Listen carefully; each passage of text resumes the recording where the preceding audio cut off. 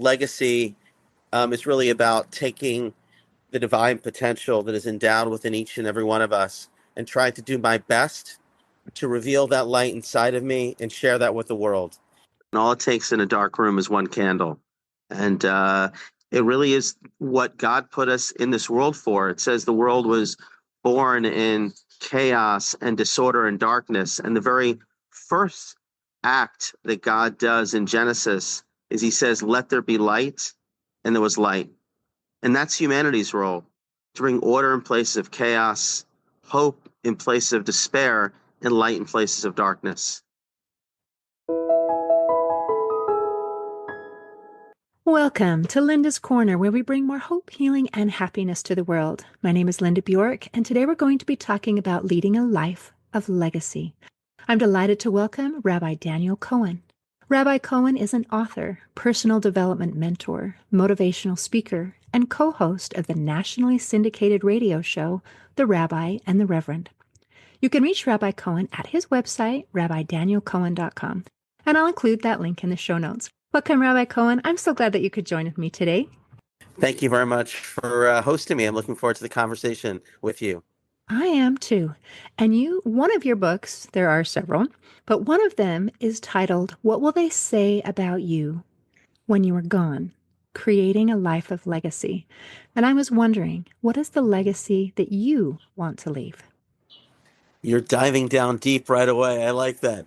I'll answer that question if you'll answer the question for me too about you. Absolutely.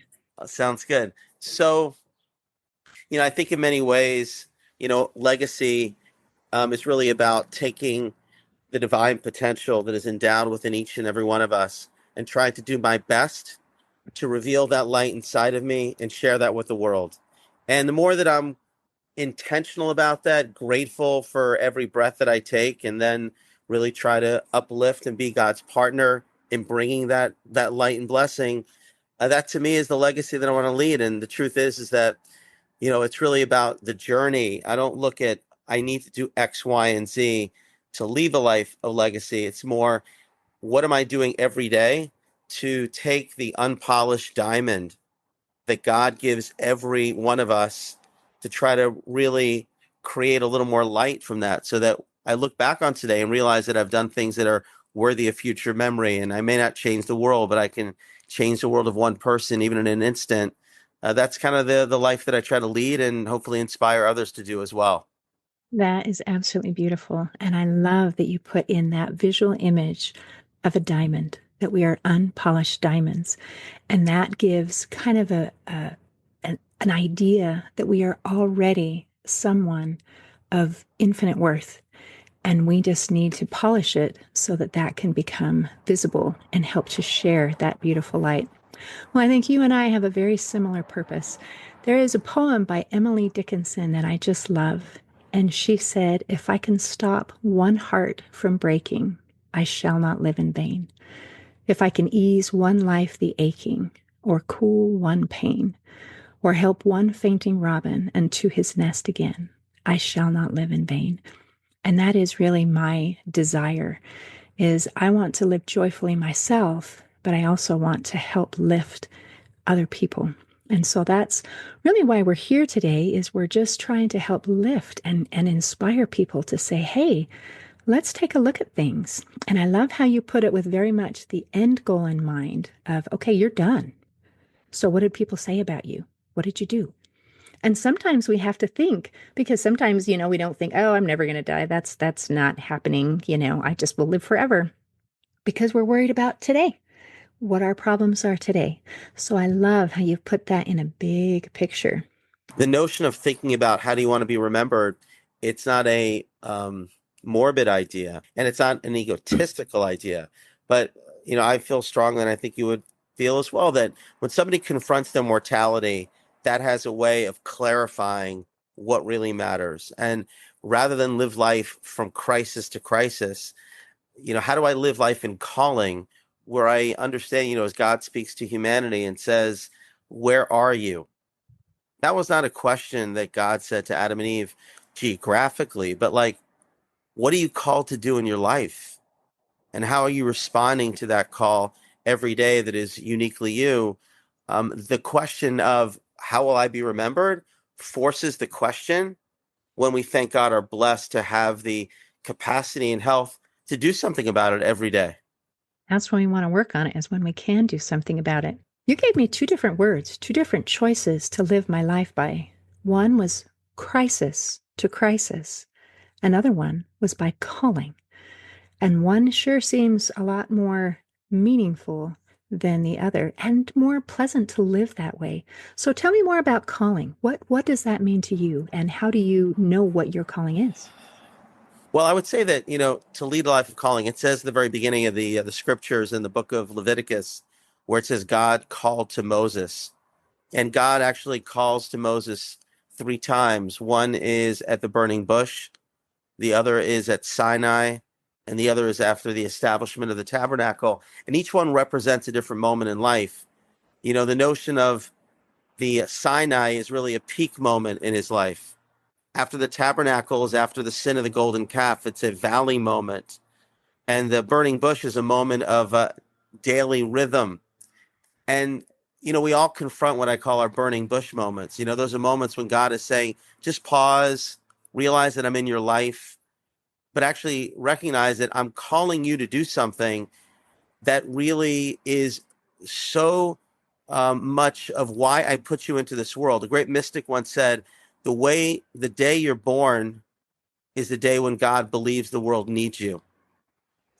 And every day we have to see ourselves as if we're reborn.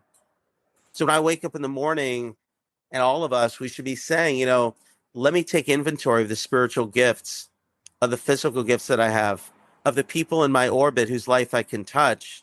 And now let me try to answer that call. The call is not God whispering into my ear and said, this is what you must do.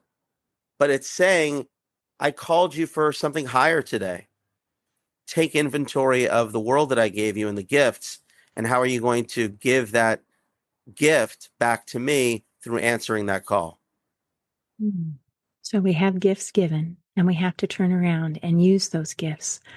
Some of the things you've said, I'm mulling them over in my mind and trying to figure out, okay, how does this apply to me? How does this apply here? How does this apply here? And I loved you gave this example of Moses. And yet, as you were explaining it, I thought, yes, but we don't have moments where we get to see a burning bush and where we get to have, the Mount Sinai and where we're in the tabernacle. I'm just an ordinary Joe. And then you followed with, and everyone has their burning bush.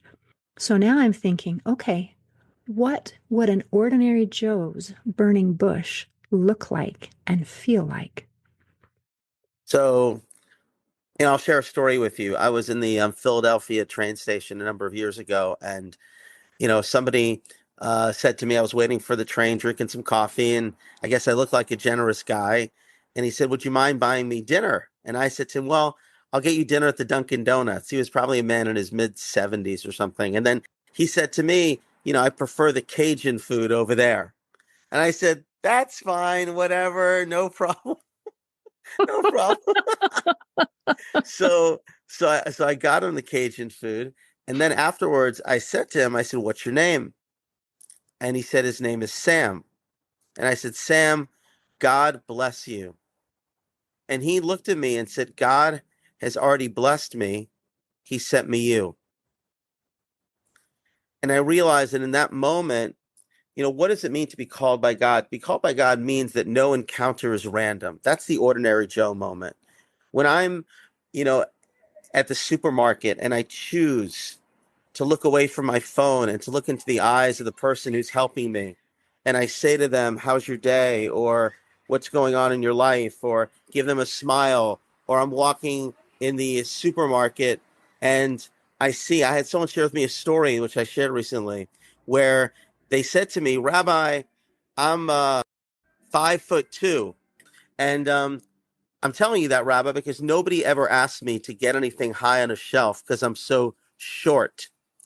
But the woman said to me, something happened to me that changed my perspective. She said, I normally go to the supermarket and my job is to get in there and out of there as fast as possible. I'm just going to the groceries. But she said to me last week, I was in the supermarket, and there was a woman who was in the aisle with me, and she was 4'9". And she said to me, "Can you reach something for me on the shelf?" So I reached something for her. And then it turns out that she actually wanted me to follow her around the supermarket so I could be the tall one and help get the groceries. And she said, "Rabbi, instead of it being a 30-minute supermarket visit, it was an hour supermarket visit." But we both realized that that's why she was there in that moment. Like, she was answering the call. Like, God put them in that same area. And that, I believe, is divine. But then God says, "But I want you to leave that orbit with that woman, ensuring that she feels better about herself and that you've helped her than before you entered into that orbit." And those opportunities are endless, endless. And that to me is like, how we spread the light every day. One of the principles in the book I talk about is something called the Elijah moment. And the Elijah moment is rooted in the notion, I call it the standing room only phenomenon at a funeral, where there's somebody who's there and the deceased doesn't remember, wouldn't know who they are, the family doesn't know. But because of one moment in time, that person did something that impacted the individual who's present. And it's rooted in a story um, about a mystic who's approached by a student, and the student says, "I want to see Elijah the prophet. I know Elijah comes into people's lives. I want to see Elijah." And the mystic says, "If you want to see Elijah, go into the forest and you'll take food for the Sabbath and you'll see a widow with children. And if you go there, you'll definitely see Elijah." So they go there Friday afternoon, Saturday, no Elijah. Sunday comes and no Elijah. And the mystic says, "Go back again this coming weekend. I promise you, you'll see Elijah." So he takes the food again. It's Friday afternoon. He's within earshot of the home. And he hears a child crying out to the mother. And the child says to the mother, "Mommy, where are we going to get food from for this Sabbath?" And the mother turns to the child and says, "Just like Elijah came last week, Elijah's going to come again." And it was in that moment that he realized that he was the Elijah that this woman was waiting for. And discovering your Elijah moment means that we can't change the world, but any opportunity that we have to take a little bit of the light that I have inside of me and lift somebody else up, I am making a difference in that person's life. Mark Twain said the two most important days of your life are the day when you're born and the day when you understand why. And we lead our life with anticipatory kindness, where my goal is just to flood the world with kindness without expectation of anything in return. Our lives are uplifted and people's lives are transformed. I love that. Thank you. So now putting that into perspective and thinking about, okay, where is my burning bush? Now we have a whole new place to look because you said there no encounter is random. And so that means we have to look around and see, what is it that is in my life today? Where have I seen God today? And where have I been his hand today? And I loved your explanation of those Elijah moments. That's beautiful. And when we talk about we can't change the world, we think we have to change all of it at once. But I think in your story, you change the world for that little child who now has something to eat. And each person matters. Back to the beginning, that idea that we are all diamonds. We are all diamonds. Every child, every widow, every person, we all matter. And reaching out to the one matters. And I loved your description of kindness without expectation. And I have a saying that's not nearly as awesome, but I just say, I love kind people. Kind people are my kind of people. And whenever I see someone It's that does great. something kind, I just, comment on it. I love that. We need more of that. And I think we find what we look for too. No, 100%. We actually started something in Stamford. I work with the mayor, called the Stamford Kindness Project, which really is every fall, but it was a way to mobilize schools and businesses. And we had these ways you could sign up. So a business could say, we are partners in the Stanford Kindness Project by coming up with one idea that you wanted to do for the, let's say, a 6 week period between mid-November and the end of December. And, it became contagious. Like one of the cleaners, their kindness project was, if you have any clothes that you want to donate to a shelter, bring it to us. We'll clean it for free. We'll take care of it for you. Just again, using the things that may not cost us anything, but it's just a matter of being more mindful about it. That's where we can really slowly, the way I think about it is just light another candle. And one candle really could ignite so much light in the world. Yes. And each light has a power to light the next one. And I'm not sure if you've had an opportunity, but I was in a stadium in Mexico where they gave us each a candle and then they lit one. And then you could watch as this one lit that one. And then people would go up the aisle and light until the whole place was just filled with light. And it was, I mean, I was holding a little candle, like a birthday candle. It was tiny. And yet it felt so beautiful to be part of something so good. And it was so just inspiring to watch it spread. And how I knew it's like, oh, I can see it there. I don't have mine yet, but I know it's coming. And then when I got it and then I was able to pass it to the next person, I just thought, oh, this is awesome. I'm part of something beautiful. I think there's, something to be said also with the image of light, which, is very mystical, which is when I light somebody else's life, it's one thing where there's no zero sum game. Like, I'm not taking something of mine and giving it, but if I light your candle, my candle's still lit, and all we get is more light in the room. And I think that's a very important, reminder, because it doesn't cost anything to be nice. A smile can go such a long way. And, again, finding these ways. I mean, I like to do what I call Elijah moments actually in elevators, because I definitely won't see these people again. I have about 15 seconds that God has put me in the elevator with these other people.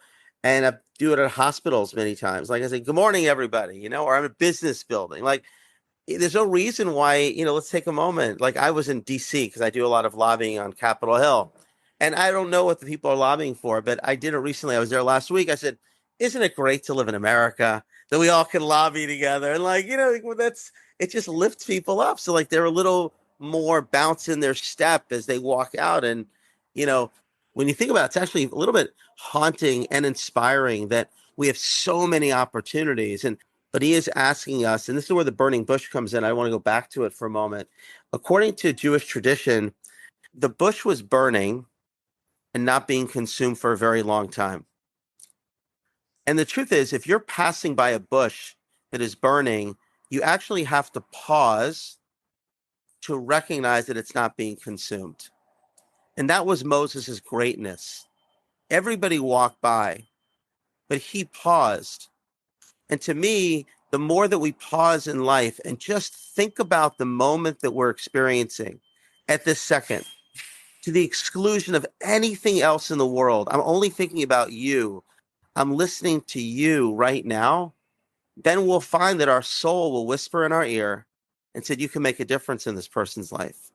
Even your listening can be a way that you give of your heart in that moment and give them the space to really be a divine agent unconditionally, to be fully present with them. And it makes a huge difference. Oh, that was so beautiful. Thank you for adding that. So now I'm back to this image of the candle and the light spreading around, and you making the observation that my light didn't go out because I lit someone else's. In fact, it didn't diminish mine at all. And sometimes I think it's easy to get caught in the idea of scarcity. There's only so much we can give. I'm busy, I'm stressed, I'm overwhelmed. I don't have any extra to give.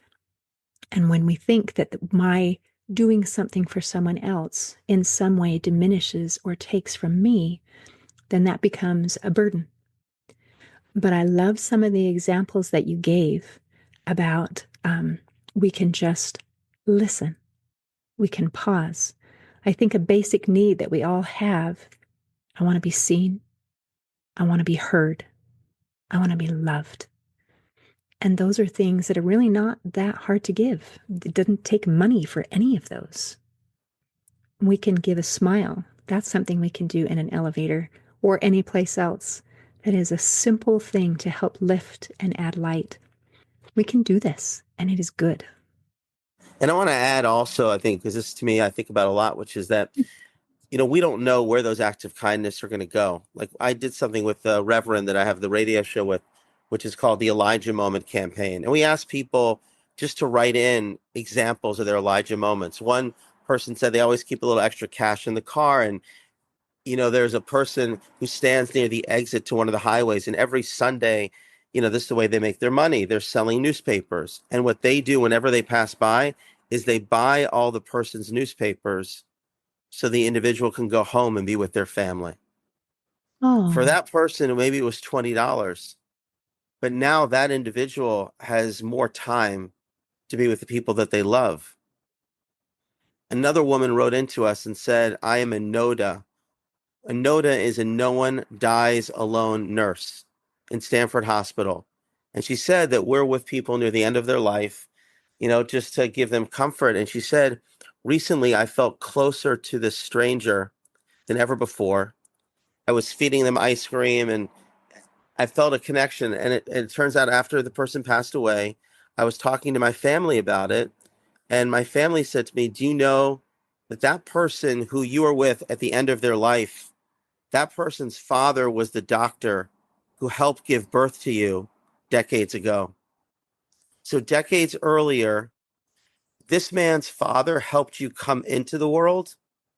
And decades later, you were there to help this man's son leave the world. And those acts of kindness and that light, God holds them and God keeps them, and enables them to continue to pay their way forward in ways that we never could have expected. that's absolutely beautiful. And what's interesting in the story, well, there's a lot of interesting things, is that when it was taking place, she had no idea. And so, how many things do we do that might be meaningful if we understood the rest of the story? But we don't. We just play our piece of the puzzle and maybe move on. And then we don't know that maybe that piece was exactly what they were looking for to complete the picture. Yeah, no, 100%. And that's like, that's where we can't even think about like what the end result is going to be. It says in the book of Ecclesiastes, the beginning of chapter 11, which says, cast your bread upon the waters and one day it will return. Just put it out there. And then, God will handle the rest. And, that is such a important way to just make sure that every day I really am making sure that my days are worthy of future memory. And I think, part of it is also, the notion of, and I think about this, like everybody's so busy. One of the stories that I think about a lot, and it's rooted in Psalm 150, where the last words that King David says is, with every breath that I take, I will praise you. And in the height of COVID in 2020, there was a 94-year-old man who had COVID, and he was on a ventilator for a number of months. Thank God he survived. But on the way out of the hospital, he was given the bill for a ventilator for one day. And he started to cry. And the doctor who was there looked at him and said, are you crying because you can't pay the bill for a ventilator for one day? And he said, I can afford to pay the bill. But now I know how much one day's breath is worth. And I've been breathing God's air for 94 years. And now I know how much each day is worth. And the truth is that the more that we're mindful of just literally God's infusing in us his love, how can I not find a way to take that love and really to share that love with another one of God's creations? And then everything just becomes so much brighter, so much more unified, and so much more meaningful. That was a beautiful story. And isn't it wonderful that the things that we have that we need most, like daily breath, are free, unless we need a ventilator? But the day to day blessings are here. In fact, they're so easy to access, readily available, that we don't even recognize how valuable it is until it's denied us Well, often. and that's really we're going to bring it in full circle. Why, my goal in writing the book, and I recently started something called the Legacy Academy, where I work on spiritual mentorship with people to help lead that life on a more consistent basis. Because again, we get so distracted and we always say, like, I want to do better, whether it's as a parent, as a spouse, as a friend. I want to put first things first. But it takes work to really find the structure in our lives to ensure that the values that are really most important are manifest in what I do on a day-to-day basis. Right. We say we value things, and then sometimes we find ourselves just scrolling on our phones or wasting time doing things that don't align with our values. Do you have some idea to help us just remember and to come back to it? Yeah, so I would say one of the most effective is something that I call the 3-minute practice every day. Now, I would say everybody here can afford 3 minutes. Very simple. Put it into your calendar. The first minute is a minute of prayer. Find a verse that inspires you, asking God for strength. The verse that I like to reflect on is Isaiah chapter 40, where Isaiah writes, "Those who have faith in God, their strength will be renewed.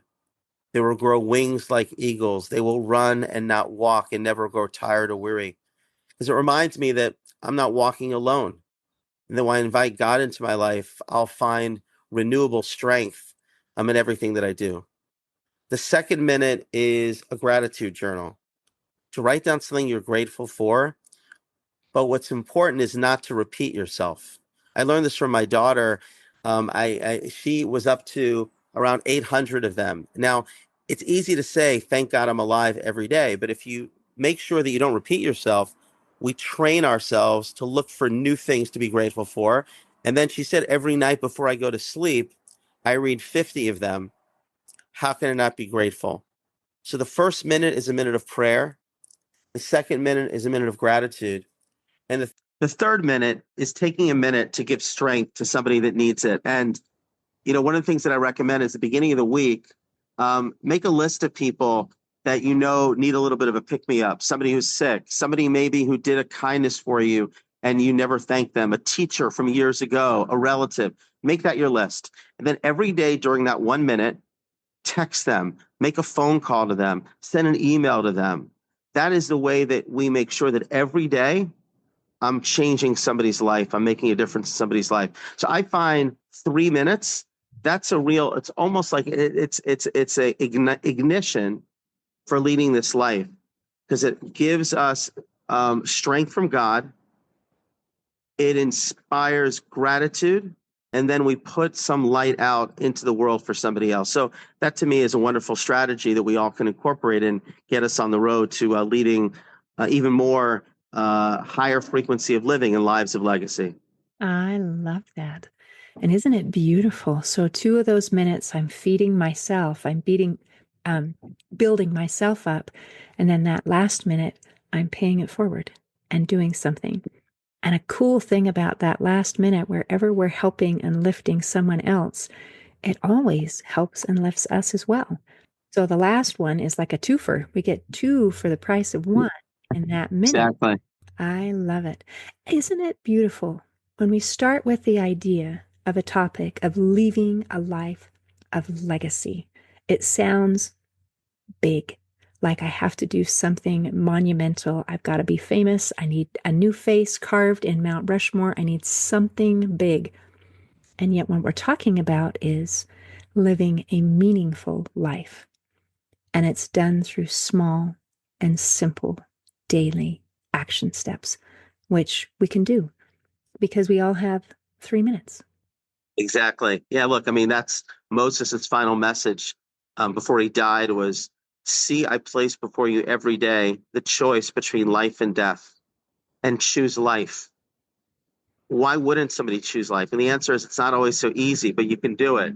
And when I choose not to lament the darkness, but increase the light, when I choose not to get angry, but to be slow and patient, when I choose to lift up my head from the phone and give a smile to somebody and say, hello, I'm choosing life, I'm choosing life, I'm choosing life. And then my life will truly be one of the greatest accolades is not to live a life that is filled with length of years, but length of days. We don't know how many years we'll be in this world. That's up to God. But what we do with each day, that's up to us. Absolutely. And I love we're talking about light again. And you know, we live in a world that has a lot of darkness. And many people feel like the darkness envelops them, or the natural response is to reflect that darkness out. And what we're saying is, you know, that the way to counteract darkness is by adding more light. So that's what we can do. And that means that we have power to do something about it. 100%. All it takes in a dark room is one candle. And it really is what God put us in this world for. It says the world was born in chaos and disorder and darkness. And the very first act that God does in Genesis is he says, let there be light. And there was light. And that's humanity's role, to bring order in places of chaos, hope in places of despair, and light in places of darkness. I love it. Thank you for visiting with me today. Is there anything else you want to make sure we cover before we close? I mean, there's a lot to cover, but I think this was great. I really appreciate your soulfulness and your spirit. God should bless you, and definitely would love to stay in touch. If anybody wants to reach out to learn more about, leading a life of legacy or the Legacy Academy, certainly they can reach out to me on my website. Yes. Excellent. Thank you. Thank you. In closing, I'd like to share a quote by Maya Angelou. She said, if you're going to live, leave a legacy. Make a mark on the world that can't be erased. Today, I invite our listeners to think about the legacy we want to leave behind and align our daily choices with our values. See you next time on Linda's Corner. Thanks for tuning in to Linda's Corner podcast. If you enjoyed this episode, please subscribe and share it with your friends to help us inspire even more listeners. Be sure to visit hopeforhealingfoundation.org for free and affordable resources to help you overcome life's challenges. And explore healingbreathworkdetox.com, where you'll find transformative tools for deep inner healing and lasting change. Also, don't forget to check out my books, Crushed, A Journey Through Depression, and You Got This, an action plan to calm fear, anxiety, worry, and stress. Your journey to hope, healing, and happiness starts here.